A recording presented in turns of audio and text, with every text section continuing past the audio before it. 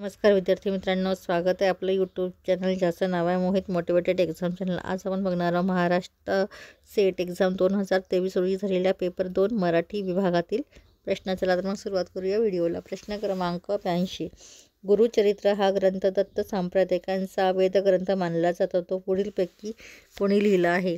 पर्याय आहे सरस्वती गंगाधर, नृसिंह सरस्वती, निरंजन रघुनाथ, दासोपंत। तर याचा चूक उत्तर असणार आहे पर्याय क्रमांक ए, सरस्वती गंगाधर यांनी गुरुचरित्र हा ग्रंथ दत्त संप्रदायिकांचा वेदग्रंथ म्हणून मानला जातो। त्यानंतर आहे प्रश्न क्रमांक 83, राक्षस तागडीची बखर इसवी सन 1542 मध्ये लिहिलेली असून तिचा कर्ता व्यंकटाद्री तलेक निसिदा हा आहे।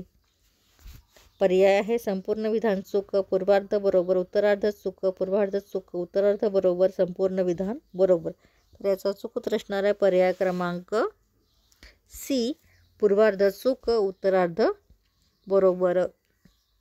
त्यानंतर प्रश्न क्रमांक 84, साहित्य समीक्षा ही व्यामिश्र स्वरूपाची एक प्रवाही प्रक्रिया असून तीत साहित्य कृतीचे वाचन, विश्लेषण, निर्णयन, मूल्यमापन व शब्दांकन ही प्रमुख अंगे समावलेली असतात। ही व्याख्या कोणी केलेली आहे?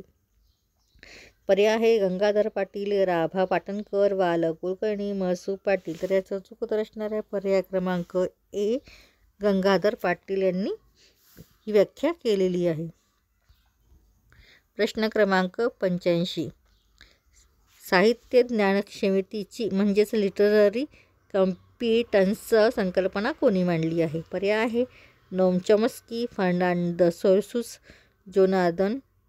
Jonathan colour, रोल्ना बार्थस। तर याचा चूक उत्तर असणार आहे पर्याय क्रमांक सी, जोनाथन कलर यांनी साहित्यिक ज्ञानक्षमते ही संकल्पना मांडली आहे। प्रश्न क्रमांक 86, अनेक आवाजीपणा ही संकल्पना कोणत्या साहित्य प्रकारच्या संदर्भात योजलेली आहे?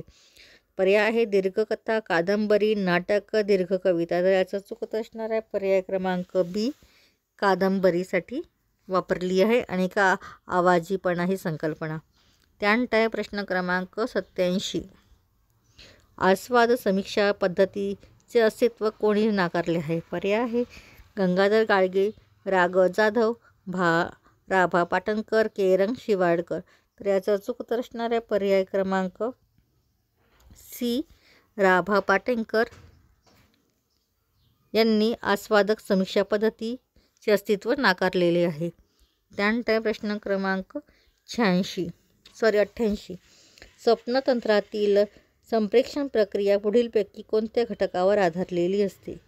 पर्याय आहे साधर्म्य, वैधर्म्य, असंज्ञमन, अहम। तर याचा चूक उत्तर असणार आहे पर्याय क्रमांक ए, साधर्म्य या घटकावर स्वप्नतंत्रातील संप्रेषण क्रिया आधारलेली आहे।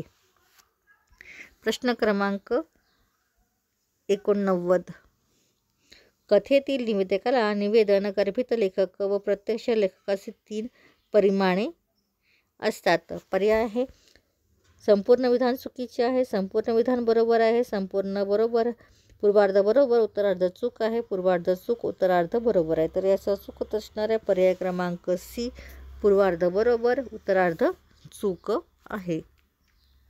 प्रश्न क्रमांक 90, कथनात्मक साहित्यकृती वाचकाबरोबर सांगण्याचा करार करते हे मत कोणी मांडले आहे?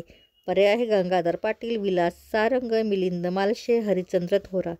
तर याचा चूक उत्तर असणार आहे पर्याय क्रमांक सी, मिलिंद मालशे।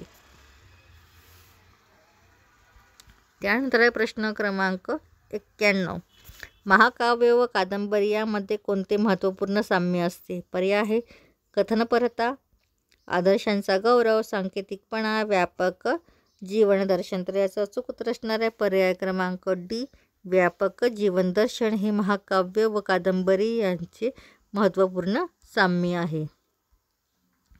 त्यानंतर प्रश्न क्रमांक 92, नाटक म्हणजे शोकांतिका ही व्यक्तीची अनुकृती नसून एक कर्माची व जीवनाची अनुकृती असते, हे विधान कोणी केले आहे?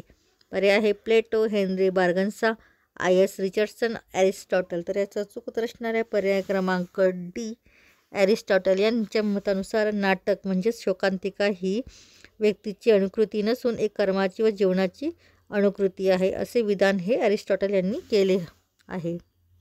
त्यानंतर प्रश्न क्रमांक 93.